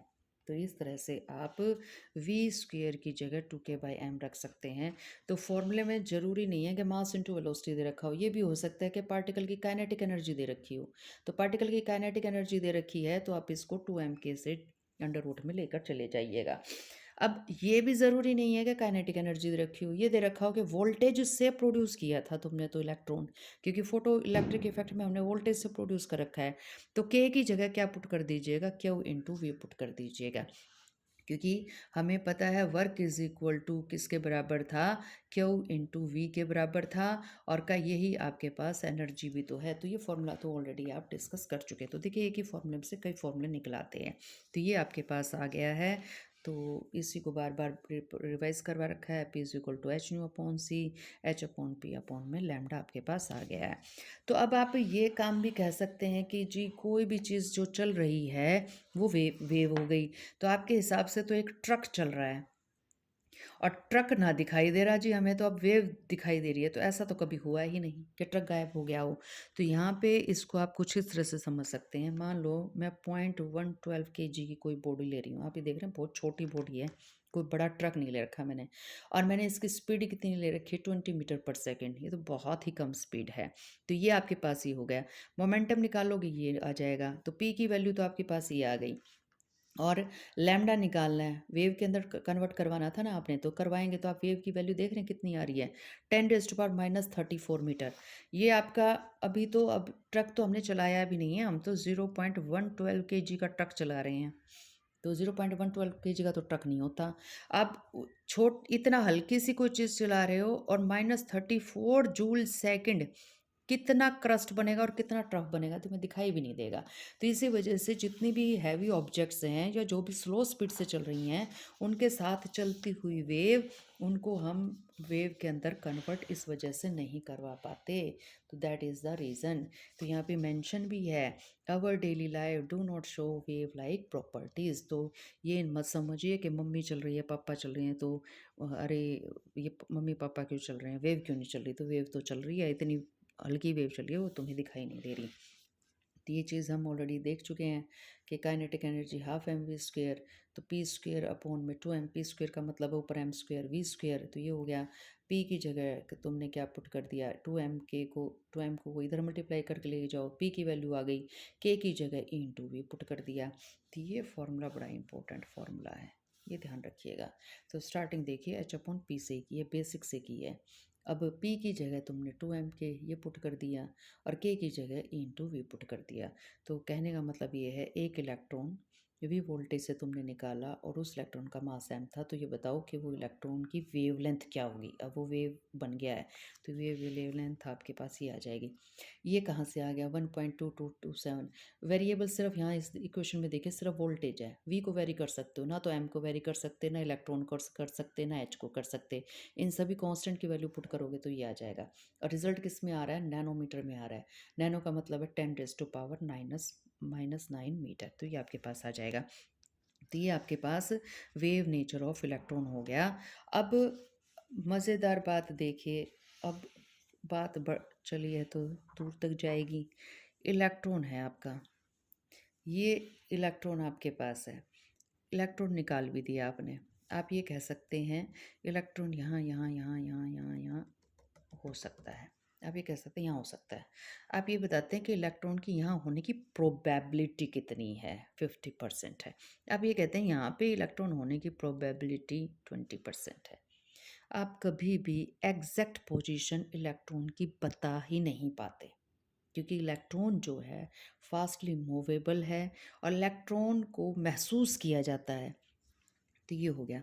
इसका मतलब क्या पोजीशन बता पाएंगे? नहीं। बताने भी लगे तो आप ये कहेंगे ना इतने रीजन में होगी शायद। इसका मतलब आप तो शायद बता रहे हैं। आप तो ये कह रहे हैं कि x से लेकर और x प्लस डेल्टा एक्स तक होगी, तो रेंज कितनी हो गई, डेल्टा एक्स। ठीक है। अब वो मूव भी कर रहा है, तो मूव कर रहा है तो इसकी कोई ना कोई वेलोसिटी भी होगी। तो वो वेलोसिटी भी आप पूरी थोड़ी बता रहे हैं, एम वो भी आप थोड़ा सा ऊपर नीचे करके बता रहे हैं। तो इसका मतलब मोमेंटम में भी गड़बड़ कर रहे हैं। ठीक है। तो अब सोचिएगा कि एक पार्टिकल आपका चल रहा है, आप बताने लगे ये यहाँ पहुँच गया। जब आप ये कहेंगे ना ये यहाँ पहुँच गया, वो यहाँ पहुँच चुका होगा। ठीक है। तो जब आप पोजीशन बताने लगते हैं तो आप वेलोसिटी नहीं बता पाते, मोमेंटम नहीं बता पाते, मोशन नहीं बता पाते। और जब आप मोशन बताने लगते हैं तो आप पोजीशन ही बताने लगते हैं।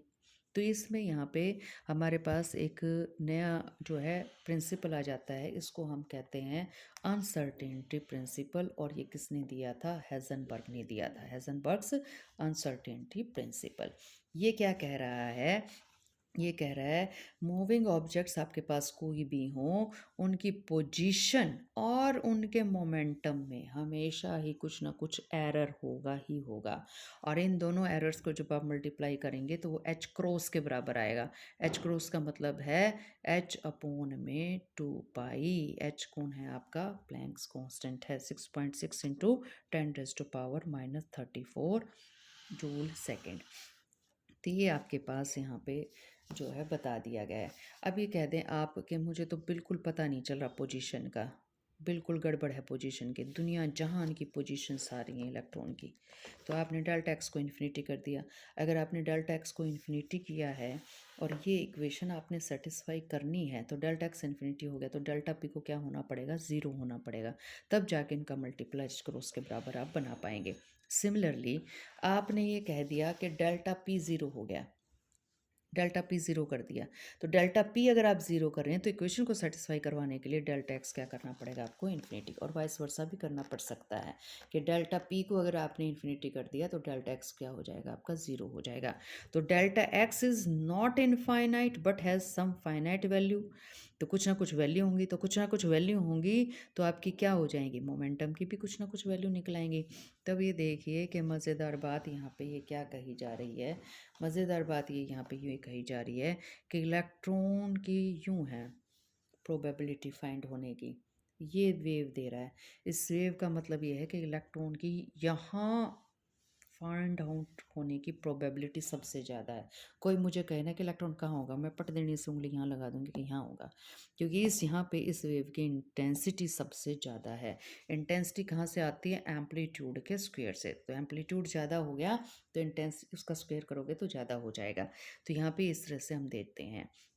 तो कभी भी जब हम ये कहते हैं कि इलेक्ट्रॉन जो है, इलेक्ट्रॉन को गायब करके इलेक्ट्रॉन को इलेक्ट्रॉन ना मान के उसको एक वेव मान लिया, तो आप एक वेव नहीं मान सकते। आपको ये देखना पड़ेगा कहीं पे इलेक्ट्रॉन मिल रहा है, कहीं पे नहीं मिल रहा। तो इसका मतलब एक वेव ना होके ये क्या है, बहुत सारी वेव्स का पैकेट है। तो इसको नाम दिया जाता है वेव पैकेट, क्योंकि आप एग्जैक्ट वैल्यू अगर बताते तो एक बढ़िया साफ़ सुथरी सी वेव दे देते आप। लेकिन यहाँ पे तो आपका इलेक्ट्रॉन का पता ही नहीं चल रहा। तो इलेक्ट्रॉन का यहाँ पे तो ये वाली जो वेव क्या कह रही है कि इलेक्ट्रॉन यहाँ पे भी उतनी चांसेस हैं होने के जितने यहाँ होने के चांसेस हैं, जितने यहाँ होने के चांसेस हैं। लेकिन इलेक्ट्रॉन की ऐसी पॉसिबिलिटी होती नहीं। अगर मूविंग पार्टिकल है तो यहाँ पर अगर है तो यहाँ पे कैसे होगा, और यहाँ पे अगर है तो यहाँ पे कैसे होगा। तो यहाँ पे चांसेस नहीं हो, तो इसी वजह से कभी भी एक वेव से शो नहीं किया जाता। किससे किया जाता है? ग्रुप ऑफ पैकेट से शो किया जाता है। तो ये शुक्र है भगवान का कि आपकी जो स्क्रोडिंजर वेव पैकेट थ्योरी है वो आपके उसमें नहीं है सिलेबस में, नहीं तो ये और भी लंबा लेक्चर होने वाला था। अब इलेक्ट्रॉन की जो हमने निकाली थी कि जो इलेक्ट्रॉन जो है अब इलेक्ट्रॉन नहीं रहा, वो एक वेव बन गया। तो इसका भी अब एक एक्सपेरिमेंट आ गया। इस एक्सपेरिमेंट को किसने किया है? इस एक्सपेरिमेंट को किया है डेविसन एंड जर्मर ने। इसने क्या किया? इसने एक ले ली यहाँ पे जो है कोयल सी बना ली। ये कोयल किसकी बनी है? ये टंगस्टन की बनी हुई है। और टंगस्टन किसको किससे कोट कर रखा है? बेरियम ऑक्साइड से कोट कर रखा है। अब इसको क्या किया? लो वोल्टेज दे दी। लो वोल्टेज पे ये इलेक्ट्रॉन निकाल देता है। इसका मतलब इसका वर्क फंक्शन कम है। ये काम हो गया। तो ये आपने इलेक्ट्रॉन निकाल दिए। इलेक्ट्रॉन को इधर उधर नहीं भेजना, इलेक्ट्रॉन को लेके जाना है सीधा। इलेक्ट्रॉन को सीधा ले जाने के लिए यहाँ पे हमने इसको नैरो ओपनिंग दे दी, ये चला जाएगा। इलेक्ट्रॉन को स्पीड भी देनी है। स्पीड देने के लिए यहाँ पे पॉजिटिव और यहाँ पे पॉजिटिव देना पड़ेगा, ज़्यादा वाला पॉजिटिव, ताकि इलेक्ट्रॉन को खींच ले। यहाँ पे पॉजिटिव और यहाँ पे पॉजिटिव देने के लिए हमने यहाँ पे एक हाई वोल्टेज सोर्स लगा दिया है।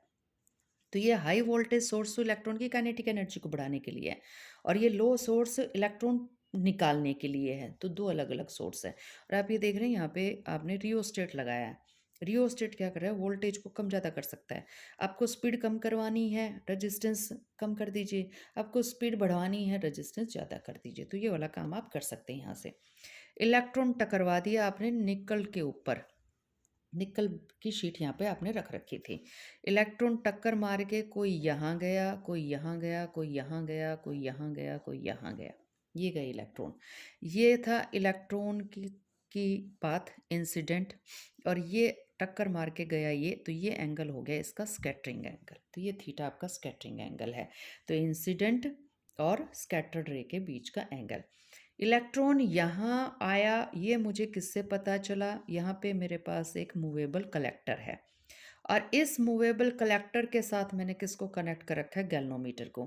अगर इलेक्ट्रॉन बहुत ज़्यादा आ गए तो गैल्वेनोमीटर ज़्यादा हिलने वाला है, इलेक्ट्रॉन कम आए तो आपका कम हिलने वाला है। बाहर का कोई कुछ इसको डिस्टर्ब ना कर दे, इसलिए इस सारे चीज़ को किस में रखा गया है? वैक्यूम चैम्बर में रखा गया है। तो सोच के देखिएगा, मैं यहाँ पे 3-4 चीज़ें इकट्ठी काम कर रही हैं। पहली बात वोल्टेज, ये वोल्टेज जो है ये गड़बड़ आप करवा रहे हो इस वोल्टेज से, इसकी काइनेटिक एनर्जी चेंज करवा रहे हो। दूसरी बात, ये थीटा यहाँ पे, ये थीटा से यहाँ इलेक्ट्रॉन निकले, मान लो यहाँ पे आ गए 50 इलेक्ट्रॉन। आप यहाँ डिटेक्टर को ले आए तो ये थीटा चेंज हो गया, तो मान लो यहाँ आ गया 100 इलेक्ट्रॉन। तो जो आपका करंट है वो किस किस पे डिपेंड कर गया? ये डिपेंड कर गया एक तो थीटा के ऊपर, और एक ये डिपेंड कर गया वोल्टेज के ऊपर। तो मुझे अब इस करंट को स्टडी करना है। तो इसके लिए देखिए क्या किया है। तो ध्यान क्या क्या रखना है आपने? टंगस्टन लिया है, टंगस्टन को कोट किससे करवाया है? बेरियम ऑक्साइड से। 2 वोल्टेज के सोर्स लिए हैं, और मटेरियल कौन सा लिया आपने? निकल लिया है। अब ये निकल ही क्यों लिया, इसको भी हम यहाँ पे एक लाइन में देख लेंगे कि निकल ही क्यों लिया। अब देखिए कि गड़बड़ क्या हुई। गड़बड़ ये हुई, ग्राफ आया ये आया है इंटेंसिटी। इंटेंसिटी का मतलब क्या है? नंबर ऑफ इलेक्ट्रॉन्स कितने पड़ रहे हैं, ठीक है। तो ये आपके पास इंटेंसिटी हो गई। तो इंटेंसिटी कब ज़्यादा आएगी? जब इलेक्ट्रॉन्स का नंबर ज़्यादा गिरेगा। ये कब मिली आपको ज़्यादा? जब वोल्टेज थी 54 वोल्ट की। 54 वोल्ट पे एक particular type of kinetic energy चली गई। और स्कैटरिंग एंगल कितने का था? 50 का। तो ये 2 चीज़ें ध्यान रखिएगा। सबसे ज़्यादा डिटेक्टर ने इंटेंसिटी कब देखी? जब 54 यानी कि करंट सबसे ज़्यादा कब देखा डिटेक्टर ने? यानी कि गैल्वेनोमीटर सबसे ज़्यादा डिफ्लेक्शन कब दिखा गया? जब वोल्टेज तो रखी 54 वोल्ट की और डिटेक्टर आपने कितने के पे रखा? 50 पे। एकदम से इंटेंसिटी बढ़ गई। ये इससे ज़्यादा इंटेंसिटी नहीं आ रही। ये एक्स एक्सिस पे इंटेंसिटी ली गई है और वाई एक्सिस पे आपका स्कैटरिंग एंगल ले रखा है। क्लासिकल मैकेनिक्स जो है इसको एक्सप्लेन नहीं कर पा रही। क्लासिकल मैकेनिक्स के साथ तो ये होना चाहिए था कर्व सीधा सीधा यूं बढ़ता चला जाता। तो ये सारा का सारा क्वांटम मैकेनिक्स से जो है, जब फोटोन का कंसेप्ट आ गया था वहाँ से क्वांटम मैकेनिक्स आपकी स्टार्ट हो गई थी। तो अब जब हमने ये देखा कि आपका जो इंटेंसिटी है, तो आपने ये देख लिया कि theta is equal to 50 degree पे बात बन रही है। तो यहाँ पे हमने ये सारी कैलकुलेशन कर ली कि वोल्टेज है आपकी 54 वोल्ट, तो आपने वी की जगह 54 वोल्ट पुट किया। 54 वोल्ट जैसे ही पुट किया तो लैम्डा की वैल्यू कितनी आ गई? 0.167 आपकी नैनोमीटर आ गई। अब ये जो आपने वैल्यू निकाली, आप ये वाले तो कह सकते हैं तो ये आपने सिर्फ क्या किया, फॉर्मूले में पुट कर दी। अभी तो एक्सपेरिमेंट का तो आपने कुछ यूज़ ही नहीं किया है, तो थ्योरेटिकल वैल्यू आ गई। तो थ्योरेटिकल वैल्यू याद हो गई आपको? 0.167 नैनोमीटर। अब एक्सपेरिमेंट से क्या हुआ? एक्सपेरिमेंट से आपने इंटेंसिटी निकाल ली थी, ठीक है? तो इंटेंस वहाँ से हमने ये पता लगाया कि जो वेवलेंथ बनी है मैटर वेव्स की वो कितनी की बनी है? 0.65 नैनोमीटर की बनी है। तो ये देखिए 0.165 नैनोमीटर और 0.67 नैनोमीटर में कोई ज़्यादा डिफरेंस नहीं है। तो जीजर मार्सन ने ये जो एक्सपेरिमेंट किया था वो एक्सपेरिमेंट पूरी तरह फ्रूटफुल रहा कि इलेक्ट्रॉन इलेक्ट्रॉन की तरह नहीं, इलेक्ट्रॉन एक वेव की तरह भी बिहेव कर रहा है और इस वेव की जो वेवलेंथ है वो कितनी है आपकी? लैम्डा है। तो अब ये जो है आपके पास निकल का यूज़ क्यों किया गया? निकल का यूज़ इस वजह से किया गया कि निकल एटम के बीच की जो स्पेसिंग है, उस स्पेसिंग को यहाँ पे यूज़ किया जा रहा है। फॉर्मूला जो हमारे पास निकलता है आपके इसमें नहीं है सिलेबस में, वो आपके पास डिफ्रैक्शन का फॉर्मूला आता है, ब्रेग्स डिफ्रैक्शन कहते हैं। ये डी बहुत इंपॉर्टेंट है। ये डी जो है that is the spacing in between the निकल प्लेन्स। तो डी की वैल्यू अगर आपको डी की वैल्यू इस तरह से है यहाँ पे कि लैम्डा की वैल्यू आपकी 0.165 आ रही है। तो इस वजह से आपका निकल यहाँ पे लिया गया है। द स्पेसिंग बिटवीन दिस निकल एटम्स और निकल प्लेन्स इज सच दैट कि वो वहाँ पे हमारा जस्टिफाई कर रहा है। इस वजह से आपने निकल यहाँ पे ले लिया है। तो ये जो है समरी थोड़ी सी पढ़ लीजिएगा। समरी में ये है कि आपको कंसेप्चुअल क्वेश्चन बड़े इजीली समझ में आ जाते हैं। जैसे फोर्थ पॉइंट में जो है वो बता रखा है कि स्टॉपिंग पोटेंशियल जो है किस पर डिपेंड करेगा? आपकी फ्रीक्वेंसी के ऊपर डिपेंड करेगा। फिर आपके 6 पॉइंट में ये बता दिया कि क्लासिकल थ्योरी जो है वो फोटो इलेक्ट्रिक इफेक्ट को एक्सप्लेन नहीं कर पा रही है। 8वें पॉइंट में आपको बता दिया रेडिएशन ड्यूल नेचर है और वेव पैकेट और उसकी तरह बिहेव कर रहा है, पार्टिकल की तरह भी और इसकी तरह भी। किसकी तरह? आपका रेडिएशन की तरह भी। तो अब ये जो आपकी इलेक्ट्रॉन इलेक्ट्रॉन नहीं है, अब इलेक्ट्रॉन जो है वो बन गया आपकी वेव, ये कहिए। लेकिन ये जो वेव आपकी बनी है ये आपकी मैटर वेव है, ठीक है? और ये जो मैटर वेव है ये मैटर वेव इलेक्ट्रोमैग्नेटिक वेव नहीं है, ये ध्यान में रखिएगा। यहाँ पे इलेक्ट्रिक फील्ड और मैग्नेटिक फील्ड नहीं बनाएगी, ये ध्यान में रखिएगा। तो ये मैटर वेव्स जो हैं आपकी, जो हमने ये कहा ना lambda is equal to H upon में एम वी। यहाँ पे देखिए कहीं पे भी चार्ज की तो बात आई नहीं है। मास ले लिया, वेलोसिटी ले लिया, पार्टिकल न्यूट्रल है, न्यूट्रॉन है, तो न्यूट्रॉन भी वेव निकाल रहा है। तो अगर आपका न्यूट्रॉन भी वेव निकाल रहा है तो आप ये देखिए एक न्यूट्रल पार्टिकल वेव निकाल रहा है।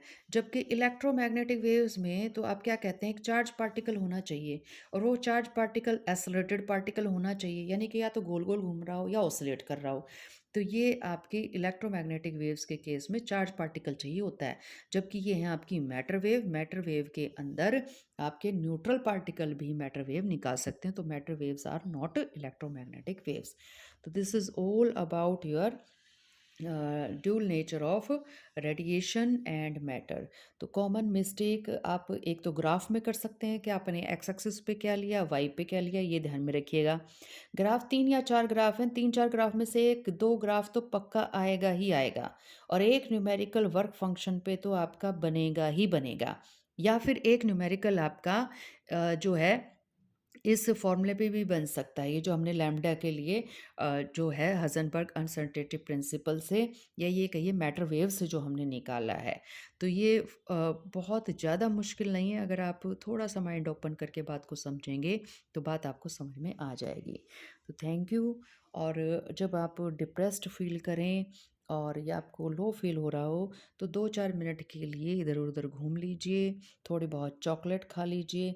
आपने देखा होगा कि मैक्सिमम जो प्लेयर्स हैं, चाहे शूटिंग के प्लेयर्स हों, जहाँ पे माइंड की बहुत ज़रूरत होती है, माइंड को काम करना पड़ता है इवेंट से पहले, तो वो पहले कुछ ना कुछ चॉकलेट वगैरह या समथिंग ऐसा कुछ लेते हैं। तो अपने सेहत का ध्यान रखिए और अपनी मेंटल हेल्थ का भी ध्यान रखिए। Thank you very much.